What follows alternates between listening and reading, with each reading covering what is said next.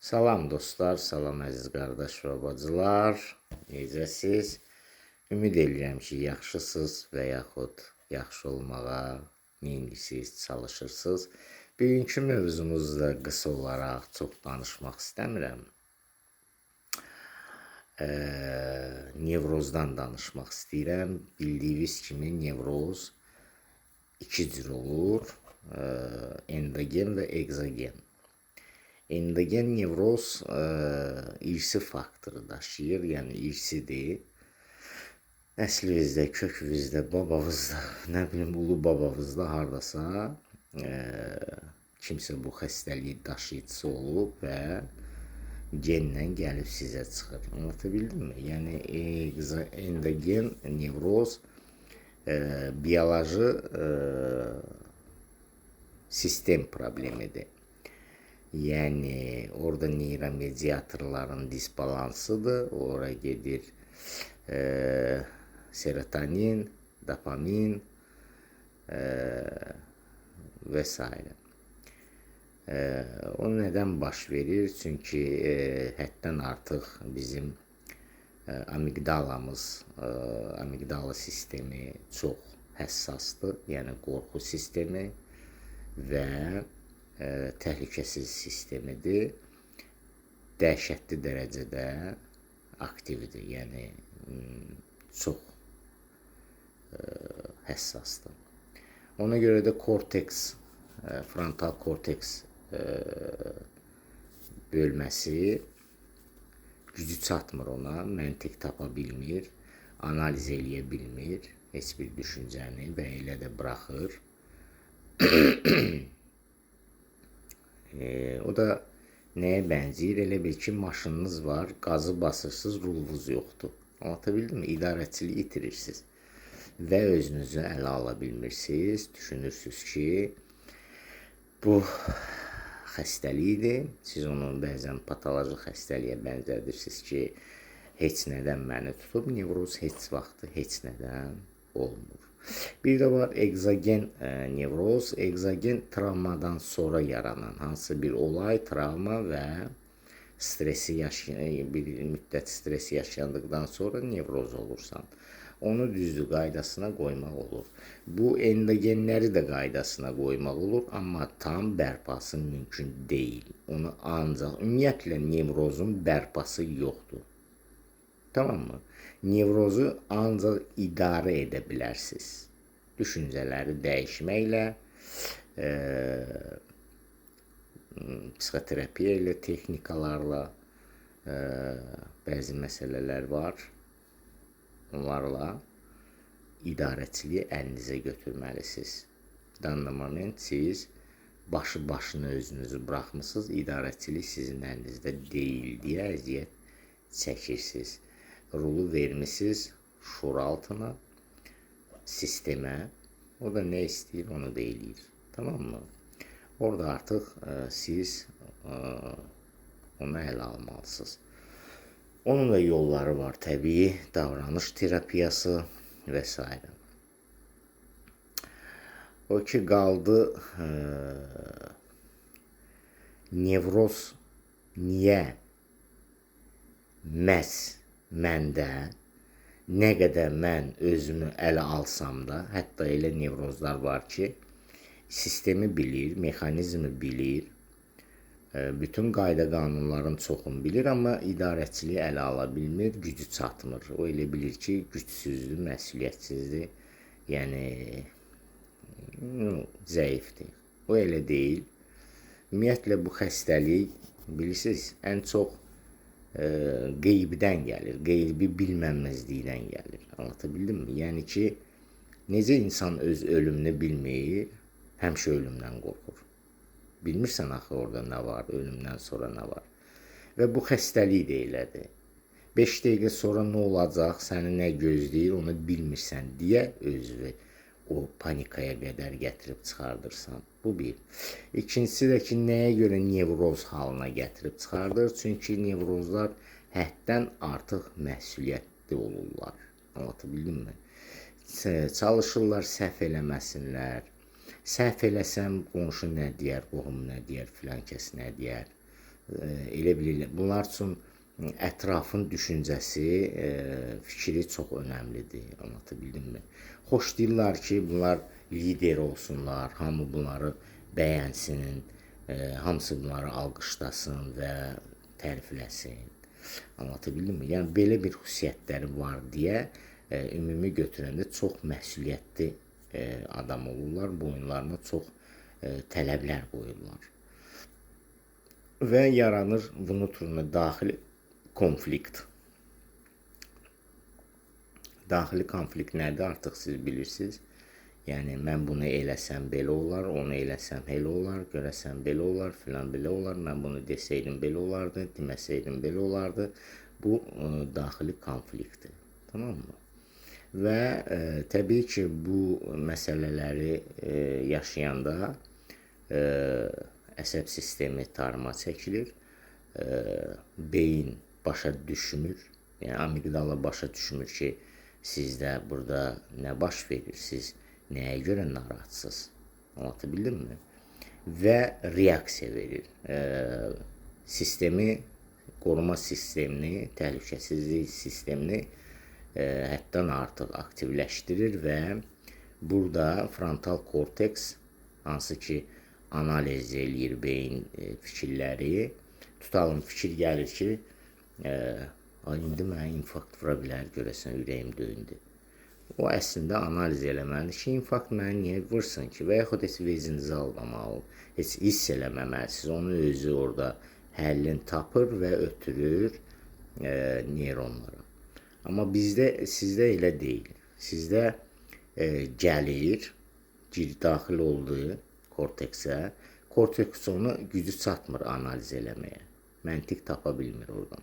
Elə də neyronla itəlir getdi. Anlatabildimmi? Və o düşüncə gedir, gəlir, eyni şey olur. Gedir, gəlir, gedir, gəlir, gedir, gəlir, gedir, gəlir.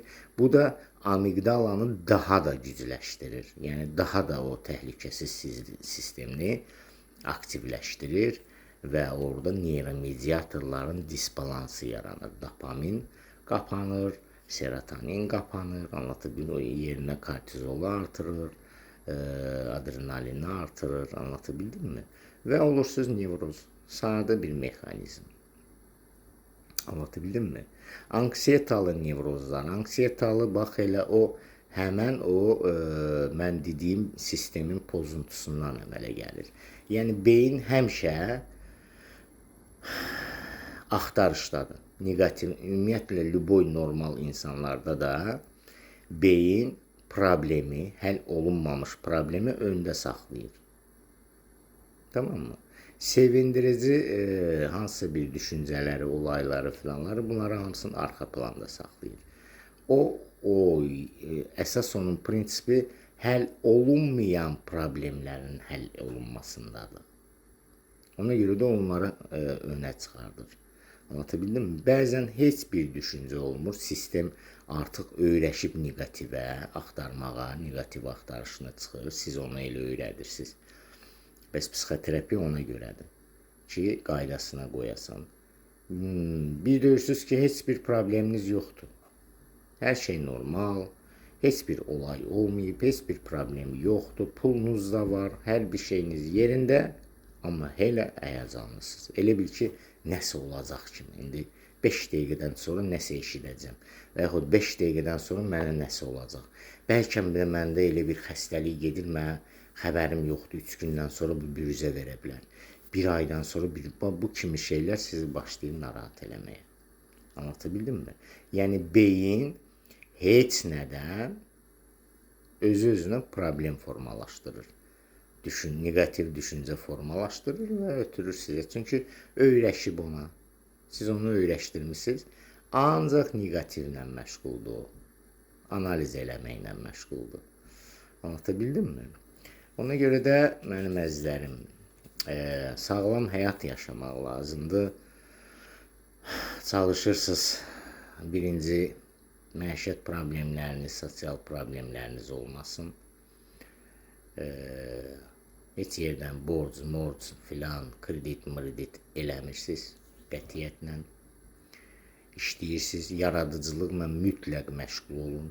bir sənətiniz varsa ikinci sənətə gedin, üçüncü sənətə gedin. Tamam mı? Yaradıcılıq mütləqdir. İdmana yazılın. Üzgüçülük çox xeyirlidir. Ümumiyyətlə, idman növü, gimnastikadır, çox xeyirli bir şeylərdir. Bunlarla məşğul olun. Çünki adrenalin atanda əzələdə qalır. Əzələdə qalmamaq üçün onu boşaltmaq lazımdır. Boşaltmaq üçün fiziki naqruzka lazımdır. Güc lazımdır. Yəni çıxması üçün hərəkət lazımdır. İdman mütləqdir, stres atacaqsınız. Qidalanmağınıza elə bir problem yoxdur. Nə istəsəniz yeyə bilərsiniz. Sadəcə nevroz, mədə nevrozları ki var. Onlara şokolad, kofe, acı yeməklər, şorabalar, çox şirin olmaz. Qıcıqlandıracaq, timboli refleksli adamlarda bilirsiniz ki, mədə nevrozların sonu refleksdir. Klapan açılır, məddəcik deyirlər ona. Klapan açıq qalır və bağlanmır heç vaxt. O da yemək borunu başlayır yandırmağa, mədənin divarlarını etap-etap başlayır yandırmağa, qıcqırma baş verə bilər, sıxıntılar baş verə bilər, yediyiniz ağzınıza gələ bilər və yaxud yeyirsiniz, elə bilirsiniz ki, hamısı qalıb burada, qaytarmaq istəyirsiniz onu. Belə bir hallar baş verə bilər, o mədə nevrozudur, anlatabildim-mi? Orada onun bir dərmanı var, indi bilənlər bilir, mən müalicə eləmişəm ondan. Qalan ona qidalanmaya kömək eləmək, qidalanmaqla kömək eləməlisiniz. Yəni, qidalanmağınıza fikir verməlisiniz, yalnız mədə nevrozlarına. Tamam mı? Ki, o qıcıqlanmasın və aktivləşməsin. Belə onsuz da o boru açıq qalır. Yeməyinizə düzgün baxmalısınız. Saat 6-7-dən sonra yemək qətiyyətlə olmaz. Yatanda baxmalısınız, necə yatırsınız, böyür üstə olmaz. Baxmalısınız, mədə nevrozları gələ özlərinə fikir versinlər. Çünki o, belə nevrozlardan daha biraz şiddətli olur. O tutanda, axır, artıq fiziki naqruzkanı görürsünüz. Yəni, fiziksel ağrıda, yəni özünüzü çox pis eləyirsiniz. Yəni, mədə nevrozu elə belə şey deyil. O elə sıxılır ki, başa düşmürsünüz sizin ürəyinizdir, bilmirsiniz sizin haravızdır.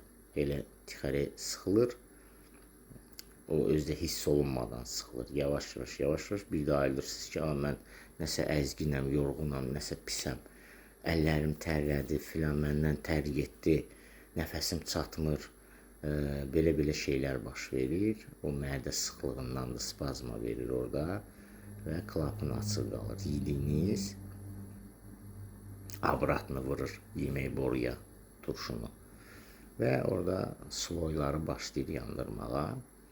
Ondan da əlavə bəzən elə bir spazm olur ki, o spazmadan su belə keçmir yemək borusundan. Qida borusu yoxdur, oradan yemək keçməlidir. Su belə keçmir. Elə spazma verir. Ona görə də sizə tövsiyə edirəm ki, mədə nevrozundan əziyyət çəkənlər oruç tutmayın, olmaz sizə. Çünki ona görə onun bir yolu var. Gündə 6 dəfə siz qidalanmalısınız. Az, yüngül. Yəni, yiyim, acından bura kimi yiyim, eləməyin. Əziyyətini çəkəcəksiniz. Az, tez-tez. 6 dəfə, 7 dəfə yiyin. Çox az. Axşamlar ağır yemək yeməyin. Çəkilmiş ətdən çalışdığınız qədər uzaq durun. Tamam mı? Həzmə getməyən bir şeylərdir. Belə.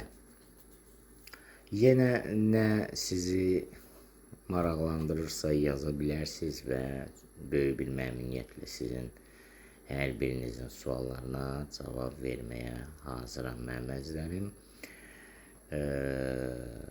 Siqaretlə bağlı həmişə mənə suallar gəlir ki, siqaretlə bağlı, siqaret əsəb sisteminə təbii ki, ziyandır. Ümumiyyətlə tək əsəb sistemi yox, ağciyərə, qaraciyərə, böyrəyə, filtrasiyasına çox ziyanlıdır. Siqaret ümumiyyətlə ziyanlı şeydir.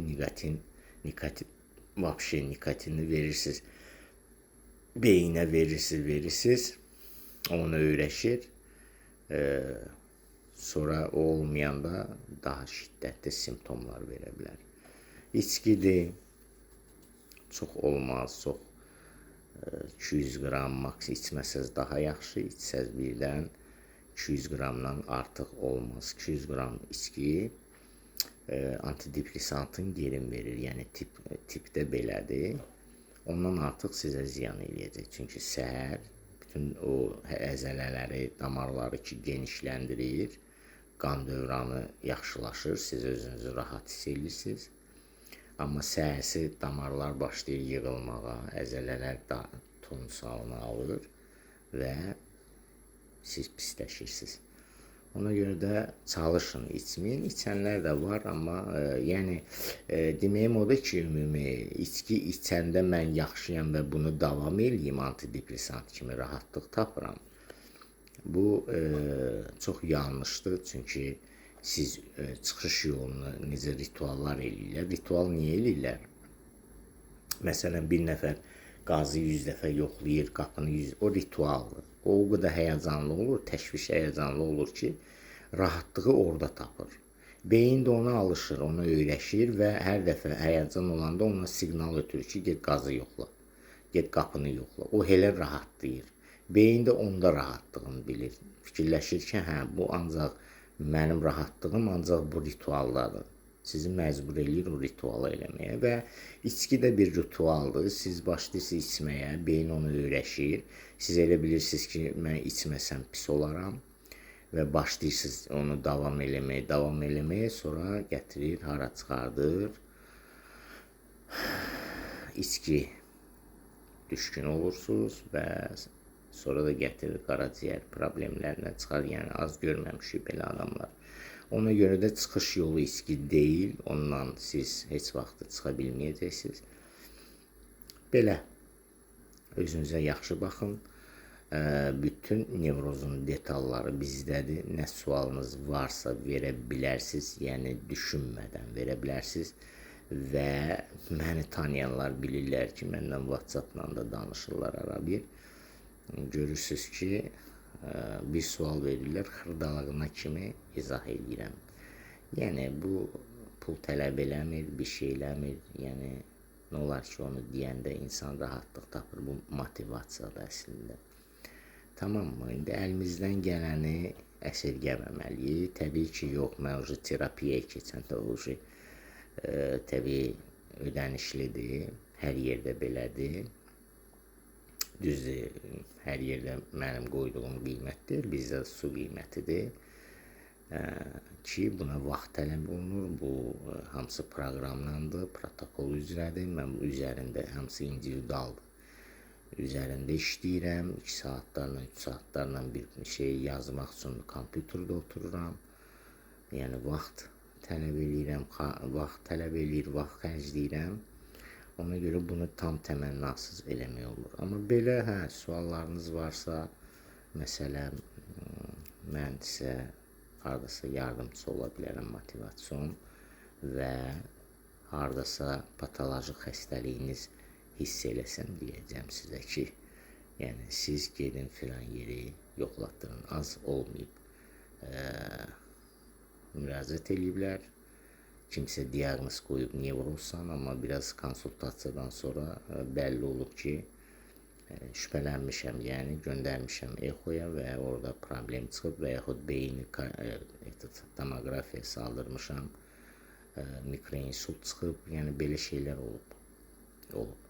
Diaqnozu düzgün qoymamaq, tip sahəsində ən birinci diaqnozu düzgün qoymaq lazımdır. Diaqnoz düzgün qoyulmasa müalicə səhv gedəcək. Sonra gec olur. Ona görə də vaxtında müraciət edin, gec olmamış. Anlatabildim-mi? Baxın, indi 5-3 manata düzələn bir şeyi siz qıymırsınız. Sonra o, bilirsiniz, hansı dərəcəyə gətirib çıxardır. Hansı ki, bax, mən nevrozlardan danışıram. Sonra elə olur ki, siz həm depresiyanı yaşayırsınız, həm nevrozu yaşayırsınız. Anlatabildim mi? Dəqiqə başı da stressdəsiz. Ona görə də sizlə 3 yanaşmaq lazımdır. Orada psixoloqa da pul xərcləməlisiniz, psixoterapevtə də, psixiatra da. Bunlar ayrı-ayrı sistemdir. Anlatabildim mi? Və belə. Ona görə də birinci sırazı hiss elədiniz. 5-3 manatdan, yəni sizə bir şey olmayacaq, rahatlaşacaqsınız. Gecikdirməyin. Bütün xəstəliklər elə deyək, istəyir onkoloji, istəyir ürək sistemi, hamısını gecikdirdiniz. Sonu tragediyadır. Sonra 5 qatına pul lazım olur. Sonra deyirsiniz ki, bilsəydim o vaxt cəhənnəmə elətdirərdim filan. Anlatabildim mi? Necə ki dişdir, məsələn, vaxtında gedmirsiniz, bir diş çürüyüb, gedərəm, o diş vurur, o bursunu çürüdür, bu bursunu çürüdür, axırda dişsiz qalırsınız. Və yaxud rasxodu böyüyür. Qabaq bir dişi düzəldəcəksiniz, indi 4 dənə birdən dəyişilməlidir. Anlatabildim mi? Belə şeylər var. Tibb sahəsindən biraz maraqlanın. Nə qədər anlayışınız olsa, o qədər yaxşıdır sizə. Sizi aldada bilməzlər. Tamam mı? Sağ olun, sağlıqla qalın, özünüzdən müğayət olun. Öpürəm.